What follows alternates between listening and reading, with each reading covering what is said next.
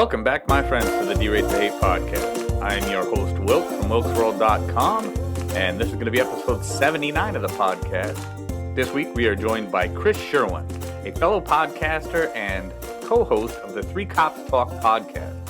Before we get into that, we did not create the hate, but with your help, we can derate the hate. It's all about us as individuals, so what have you done today to make your life a better life? What have you done today to make the world a better place? The Derate the Hate podcast is all about bettering the world one attitude at a time. There are definitely a couple ways you can help the Derate the Hate podcast better the world one attitude at a time. That's by sharing the show. Post us out there on social media. Maybe jump on Apple Podcasts. Leave us a rating. Leave us a review. Email me if you've got some show ideas. All of that is a great way to help. There's a lot of important messages that need to be put out there. And your ideas are always welcome. So email me, wilk@wilksworld.com, if you've got something that you'd like me to talk about. Now let's talk about this week's guest, who is undoubtedly one that is trying his best to better the world and rebuild community trust with their Three Cops Talk podcast. Chris Sherwin and his co-host, Scott and Sean, are just three active duty police officers in the Chicago suburbs. They face tough subjects, including police brutality, racial tension, rioting, and so much more. Weekly, they give you tips and tricks on how to keep you and your family safe, what to do during traffic stops, how to handle domestic violence, and so much more. The show is about opening a dialogue, accepting that something has to be done, and bringing communities together again. I'm so honored this week to have Chris Sherwin from the Three Cops Talk podcast on the Derate the Hate podcast. So let's get to it. Chris Sherwin, thanks for joining the Derate the Hate podcast. I appreciate your time, man. Oh my God. Thank you for helping me get my mission and Scott and Sean and mine, our mission out to the public. Thank you. Right. Chris, you are one of the members and one of the hosts of the Three Cops Talk podcast. I think I saw it on one of our other platforms and saw the tagline "Rebuilding Community Trust," and really thought that was something I wanted to find out more about. So I reached out. I'm very grateful that you decided to join me today here on the Derate the Hate podcast. I'm glad you reached out. We need more people to reach out so we can get this thing, put this thing back on the rails. Thank you. We've definitely gone off the rails, Chris, and I think more people need to put out positive messages. And let's talk a little bit about, first of all, let's talk about what is the Three Cops Talk podcast. How did you and Sean and Scott come up with this, and what was the origin of it? So basically, obviously, we're three active coppers here just outside of Chicago, and anyhow, this whole George Floyd thing, Ferguson, all this stuff came about, and there was a lot of false information being presented, and that false information is helped creating this divide. And it got to the point where these protests started and people were burning stuff. And I'm like, you know what? Cops are wrong. Cops are right. People are wrong. People are right. But we have to get out the correct information, because what the incorrect information that's getting out there is causing such a divide where people are getting killed. So I figured, okay, I wanted to start a podcast anyway. So what would this be about? And just being in the field and stuff, this is kind of where it came. And I called my two good friends and I'm like, hey, what do you guys think of this idea? And, we just started, talking back and forth, and it was a great idea. And then we started it, and the bottom line of our podcast is the truth, because I just don't think that there's enough of that. I think whether it was George Floyd committing a current crime or the cop that killed him, the bottom line is, they were wrong. They should get punished, and they should, and they did. One, unfortunately, was a fatality, but did he deserve to die? No. But no. I think the whole truth needs to get out there of why the cops were there and how it ended bad, and the cop got punished for it, just like a bad guy would. So I think a lot of that stuff has to get out there in regards to, like, now, like, running from the cop seems to be the thing, or fighting the cop seems to be the thing. And, and it just, and people are going and just, like you see in Chicago. I mean, people are getting killed left and right, and nobody, the accountability is just going away. Right. Yeah. So, I mean, it was just, it's a medium where we can get out and just say, hey, listen, let's stop the nonsense. The truth's the truth.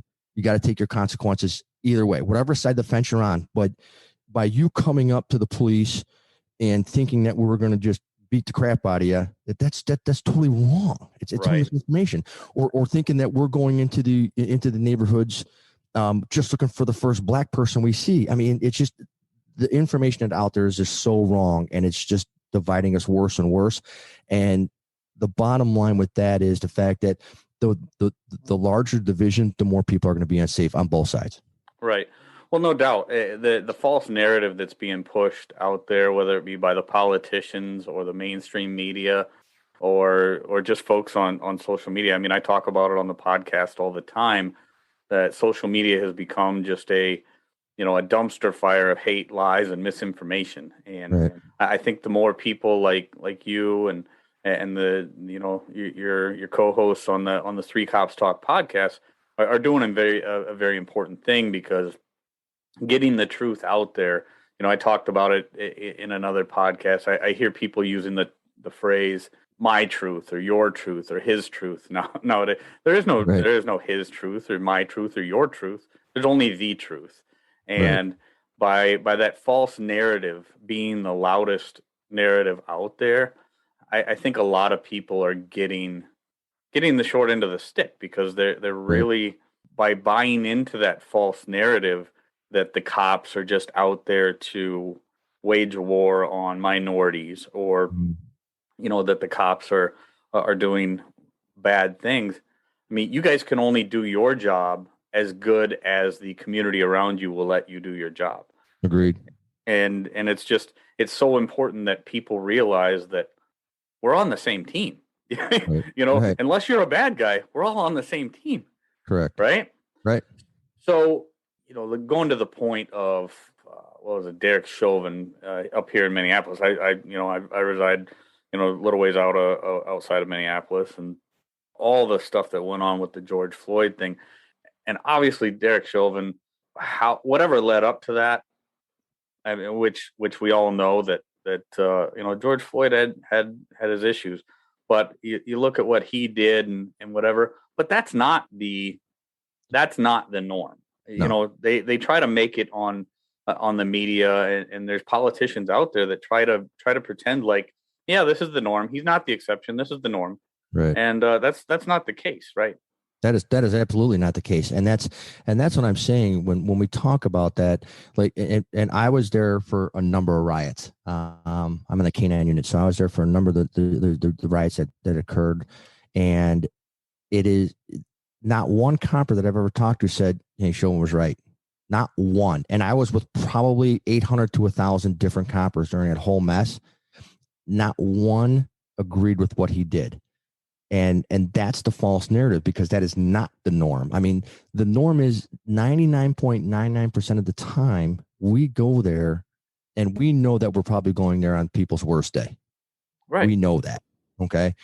And we are there to help, and we do what we can to help. In the same token, if it goes sideways, or there's a crime, or somebody has to be taken into custody, that's just the truth of it. And I think that's where people kind of get this whole thing of the false narrative. I mean, but as far as that goes, and you got to take the case for what it is. The police were there for an alleged criminal act. That whole thing. So we were there for a purpose now, and then Chauvin did what he did, which was totally wrong. Nobody agrees with it, and he goes to jail for it, which we all agree with. That's right. That's the whole thing. I mean, it's just, the cop shouldn't have been there or whatever. I mean, that's the whole thing. It's the the pea in the shell game. It's just nobody agrees with how it ended. Not one person. But don't create the false narrative that we didn't belong there and we just sought him out. That's the whole thing.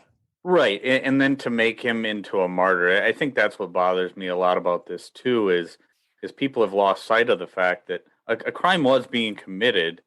And, you look at a lot of these situations, whether it be the deal in Ferguson, or the guy over there in Wisconsin last year, that he's there. He just, I think, beat the hell out of his wife or his girlfriend. Right. He's resisting arrest. He's reaching into his vehicle. Things like this. you cannot make a martyr out of these folks that are doing wrong when, Right. to make a martyr out of them does nothing to better the situation for the next guy. Yeah, Yeah. Right.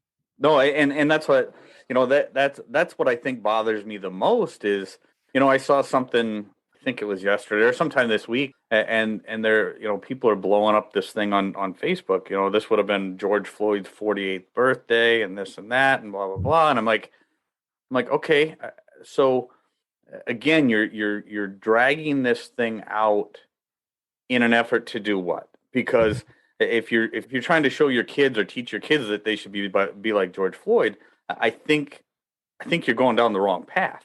Right. This guy was not a martyr. He's not the type of person. I mean, if you look at his criminal record, again, not that he deserved to die by any stretch of the imagination. The punishment for the crime that he was committing was certainly not death, and nobody believes that. But to continue on with this martyr type mentality, the same way down in Ferguson, with the lie that they put out, the hands up, don't shoot thing. Right. This martyrdom for these people that have done wrong during an event that reality in most of these situations would be, okay, if you do what you're supposed to do, and this is why I wanted to talk to you today about your podcast, because one of the things you guys talk about is what should you do during a traffic stop. A lot of these things would end very peacefully if it was not a situation where these people think they have to fight and flee, right? Absolutely. So to continue to make martyrs out of criminals who, by all means, played a big part in themselves getting killed. Even what was it, Freddie Gray in New York City with the selling cigarettes. Right. If he had not resisted arrest, things would have not. It probably would have resulted in a small fine. He would have been out a couple hours later, and everything Right. would have gone And that on. was like a second or third time being caught doing that. So, but still, it was a small fine. Yeah, it's a petty crime. So let's talk about that. How you guys, you and Sean and Scott, talk about rebuilding that community trust, and instead of pushing that false narrative like these guys are martyrs, I think it's important to get the message out there that maybe compliance in certain situations is going to make sure that you get home at the end of the day versus a fight that could go sideways quickly. Right. Well, we did a show about traffic stops and during some other like policy procedures and stuff. And one of the things that we always say is comply and complain later. I mean, that's really the whole thing. And even on a traffic stop, look at, you're coming at me like 75 and a 30. I can't tell if you're green, black, red, blue. I could tell you the color of the car and maybe the first letter of your plate, so I know who you are, but I don't know the color of your skin. So first thing I think people need to do is realize that, why are we here?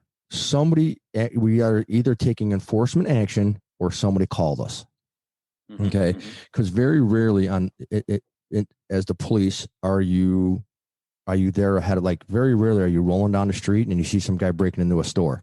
I mean, you just, so we're there for a reason. I think that's the first thing people have to realize. And the second thing is comply and complain later. And it's just, and you just have to realize that we are there for a reason. And we're trying to get in and out, have everybody safe, take care of our business, and be done. And I also think that a lot of people don't.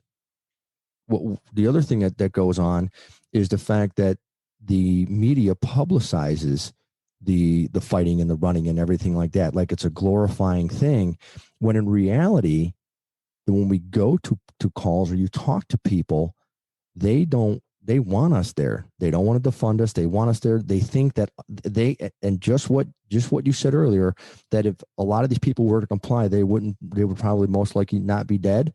A majority of people that we deal with on a daily basis believe that. But unfortunately, the media has taken this the other path and blown this up like it's a good thing, and it ends up with people getting hurt. Right. No, I know. And like I said, it's those loudest voices, the most noise seems to get the biggest play or the most play. You know, we let these pompous politicians that they're really hell bent on dividing us, keeping us divided, putting us into these boxes, keeping us divided because that's what keeps them in power and driving that narrative that cops are just out there hunting minorities does nothing to help the minority community. I mean, Right. it does far more, and you can testify to this as somebody who spent their life in law enforcement. Driving that narrative that the cops are out there hunting people does more to hurt the minority community than it ever would. And like you said, there's the people that benefit the most from a strong police presence is the people in the dangerous neighborhoods where the police presence is. I mean, it's the Right. only thing keeping those folks safe. Right. And I talked to Dion Joseph. I don't know if you're familiar with Dion Joseph, somebody that has done a lot of community outreach over the course of his life. They call him the Angel of Skid Row. He's a LAPD police officer, has worked the Skid Row district for 25, 30 years, you know. And we talked about the broken window theory and the fact that as we're told by those who, you know, and you know, kind of paraphrasing what he was saying, you know, when politicians start to say, well, no, we're not gonna enforce this law and we're not gonna enforce that law and whatever, things just will continuously get worse and get out of control. And the people that suffer the most is those people in the minority communities, because as we just ignore the small crimes, it gets worse. It gets worse. It elevates more and elevates more. Talk about that and talk about what's happening in the city of Chicago. You know, with Lightfoot just getting in the way of people doing their jobs. I mean, I know you're in the suburbs of Chicago, but you definitely have a closer tie to that than most people that's listening to this podcast.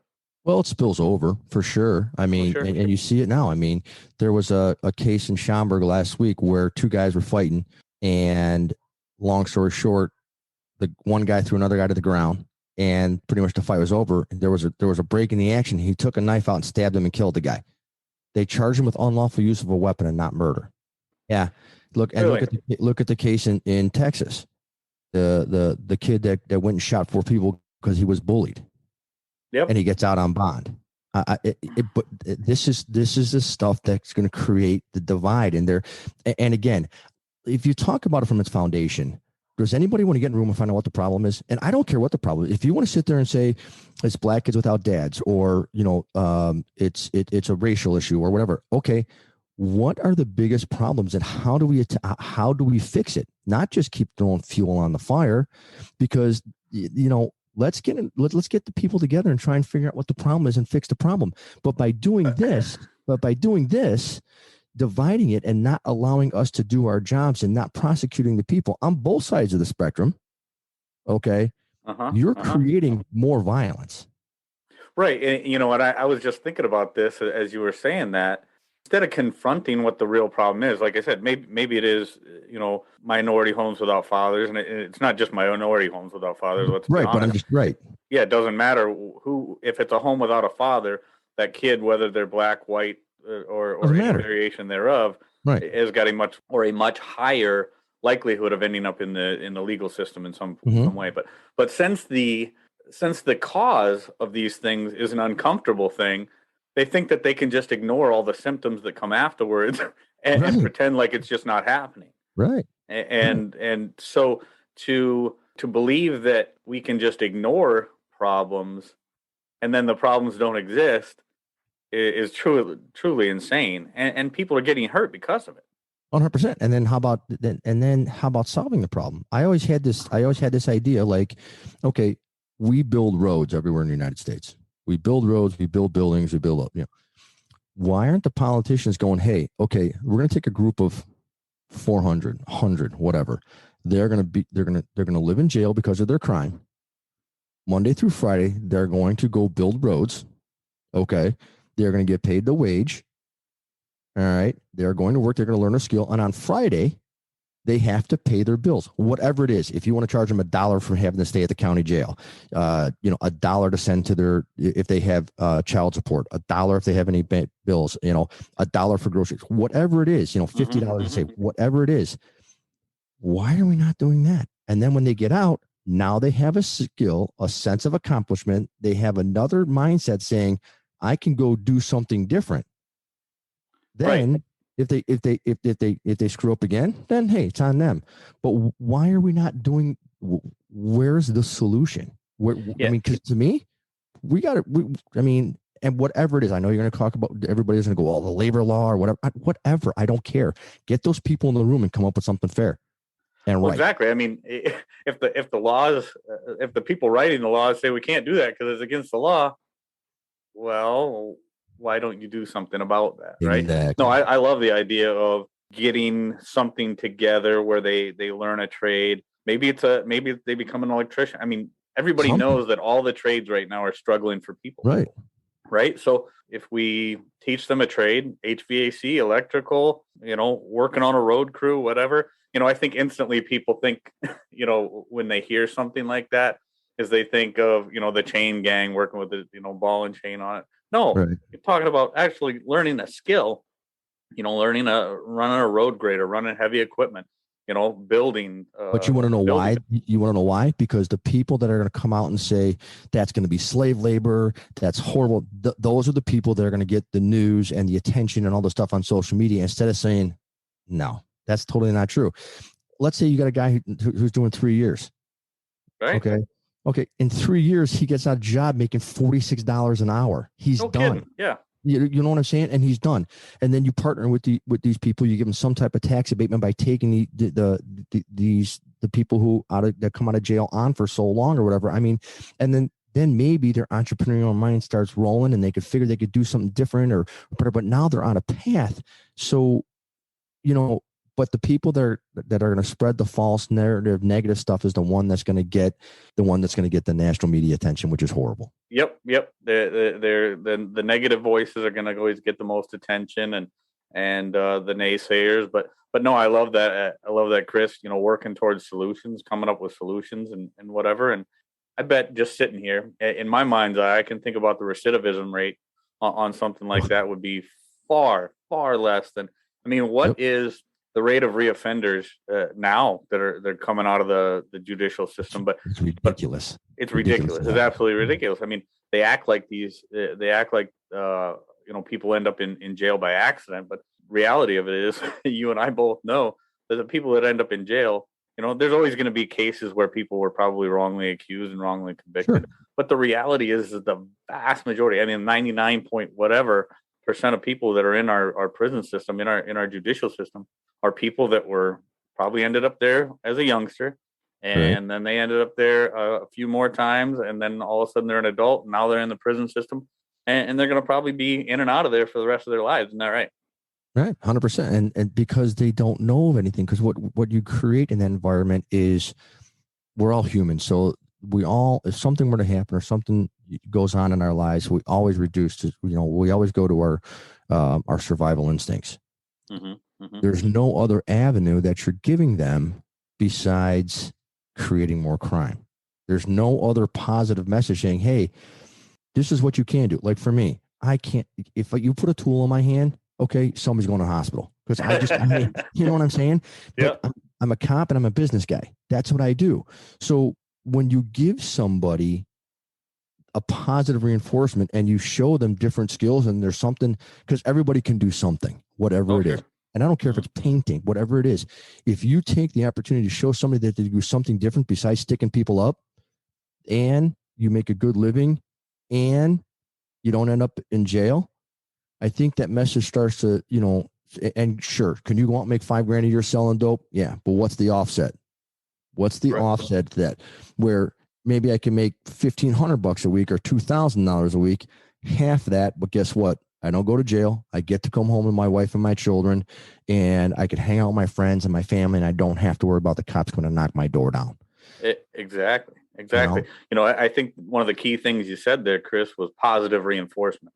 Right. When people start to feel, because a lot of these people that end up in the prison system probably never had much positive reinforcement over the course of their lives. True. So you're talking about the survival instinct and just getting out there, trying to make enough money to do whatever. But, they don't have somebody encouraging them. They don't have somebody that, saying, man, you made a really, you did a great job at that drug deal over on the corner there. I gotta, Right. I gotta give you a hell of an attaboy on that one. Right.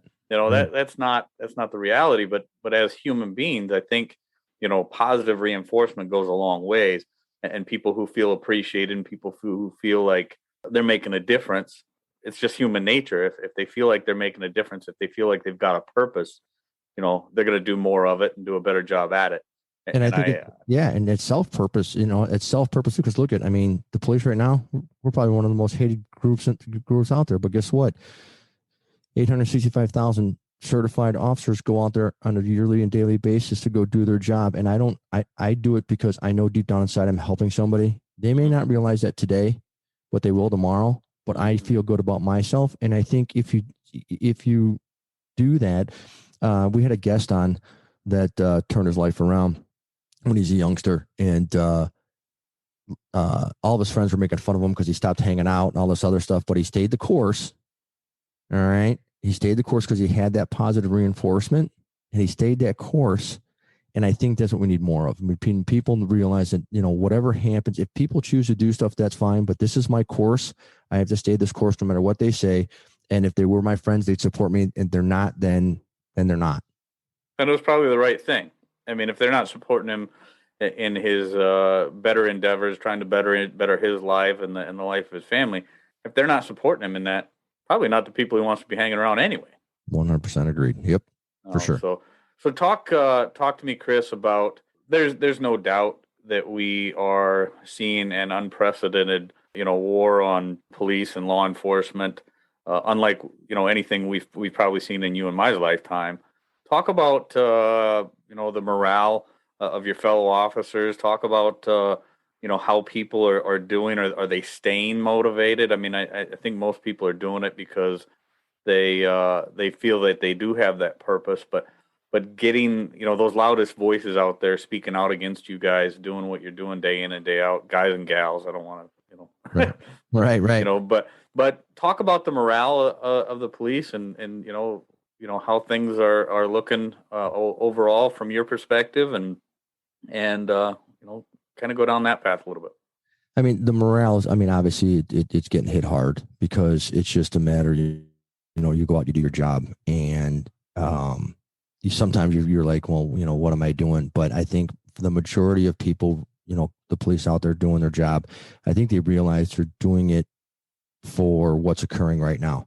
Can we help with the prosecution end of it? Absolutely not. But can we make somebody's day better today? Sure, we can. And that's what we kind of focus on because, we go to the communities and we talk to people, and that you'll see more of that. But it's coming down to the fact that we're helping this person now. As much as this other person probably needs to go to jail, I can't prosecute that. I can't help that. But you try and make the contact with your community of the case that's going on and explain that to them. And I think you'll see now a lot of people are starting to relate, like, this is getting a little bit out of control.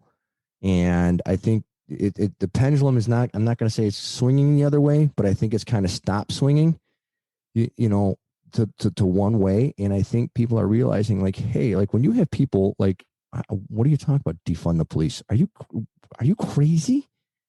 Are you crazy? Right. That's, and you hear everybody. And then when you explain stuff to them, like the whole thin blue line thing, they're like, oh, that's just a code of silence. And we're like, no, do you realize the thin blue line is the line between peace and chaos? Peace and chaos. That's what that absolutely. means. And that's what we're here. And they're like, and when you start explaining stuff to people and they see it and they see this pendulum swinging the other way, and how many more people in their community are getting hurt and not being prosecuted, I sense a swing coming in the next few years. But I think for us, it's come down to we need to help this person because it's truly in our blood. This is a calling, and we're helping this person right now to give them a better day. That's awesome. Yeah, I was listening to one of your guys' former episodes, and I think he put it very, very well. I can't remember the name of the gentleman. He was a lieutenant, but he said, we've seen stuff like this before, and we can't do anything about him being prosecuted, kind of like you were saying. But at least I can get this guy off he's going to be in the cooler for 8 hours or whatever, and that's 8 hours that he can't can't reoffend, can't rob somebody, rape somebody. He can't get shot himself. He's not going to be a victim or a victimizer for that 8 hours. So, Right. yeah, we can't do anything about the suits that are out there to prosecute or doing lack of prosecution. But at least you can get that person off the streets for a short period of time. So, Right. no, I think it's so important.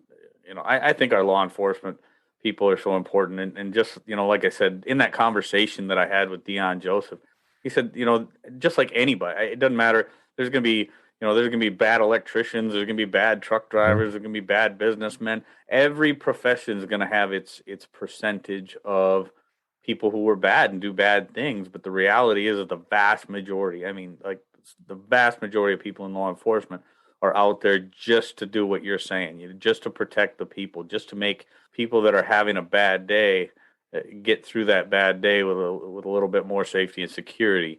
So it's so important. And like you said, too, most people in law enforcement are doing it because they have a calling for it. Right. And to be honest with you, most civilians, they want us. They don't, and the hate and the racism, does it exist? Yes, but it's really not. It's not as big as the media makes it. Not nearly as prominent. Not No, nearly as prominent. Like I said, no. those loud voices are just out there to keep us divided, Chris. I I mean, agree. that's what they're there to do. That's how they make their money. That's how the news sells soap. That's how the politicians get Yep. reelected. It's a terrible thing, but you guys are doing awesome. That Three Cops Talk podcast. Thank you. I've listened to a number of them now, and I love the banter that you guys have back and forth with each other. It's pretty cool. You guys get some great guests, and I think it's very important. Rebuilding community trust couldn't be more important at this time of divisiveness. That's why I started the D-Rate the 8 podcast, was to, better the world one attitude at a time, help people get through, get through some things that they may not, I don't have a huge following, but, I know I'm making a difference for certain people. They may hear something on this podcast with you, Chris, that changes their mind about the police, or they, they'll listen to, an interview that I have with I talk to people of all walks of life, and I think it's so important that whether it be you guys rebuild. That's the object. Could you imagine? We were just talking about this the other day. I don't want to be married to me. You know what I'm saying? We're not all the same, and nor do we want to. We want to be. I mean, to take an interest in other people and their cultures and stuff. I think that's one of the things that makes the world go around, because how many times do I go into a household because of something going on, and I don't know something that's that's culturally acceptable or not. It may not be legal here, but the whole culturally acceptable thing, or like just the conversation that you could have, you could de-escalate stuff so much by going, hey, wow, that smells good. What kind of food is that? And it's like a whole left turn, and you're learning stuff, because now the next time I go into a home of the same culture, I could go, oh my God, is that such and such being cooked? And it just and finding the humanity and just taking it down to a human level. Yes. People, like we talked about, we've said it a number of times in this episode, but those loud voices want to dehumanize the police and act like there's something other than what the rest of us are. And that's not the truth. You're just a human, just like every one of us. Correct. And it's the same way with people of different cultures, races, ethnicities, immigrants from different countries. If you find that human element that you can relate to them on, and make them believe, I'm a cop, but I'm also a human. Right. And we can talk as human beings. I'm not some cyborg that's gonna just come in here and wreck your life. That's not what I'm here to do. Right. And rebuilding community trust, and getting along with people, finding the humanity in everybody. It's so important. And ask. I mean, if you want to know why I'm coming at you hard, coming out of the car, on a traffic stop, well, okay, here's the deal. Because this is where most coppers get killed. Yep. And you're coming at me. You're coming at me at 73 in a 25. So, and guess what happened? As soon as you said, "Hey, I'm sorry," or, "Officer, I wasn't even paying attention," it goes from 75 down to 25. We're still cautious. We're still careful, but when we come up to you, that is why we kind of go on a traffic stop hard. We have to figure out who you are, and that's where most people get killed. Then when you tell people that, they're like, oh, that makes sense. That makes perfect sense. And then you review it with them like, hey, I came out. Okay. This is what happened. And then as soon as you turned to me and said, hey, here's my driver's license, proof of insurance, sorry, I wasn't paying attention. I was on the phone with my kid, whatever. Okay, cool. Let's get you out of here. Mm-hmm. You see the two differences? So just ask and realize we're human. You're human. We are there to help you. And we are there to be there for you. If you have a question and you don't understand, just ask a question, because we will answer the question and make it better for sure. Yeah. Just another human being, man. Two humans talking, and it's amazing how people's attitudes. I talk a lot about personal accountability.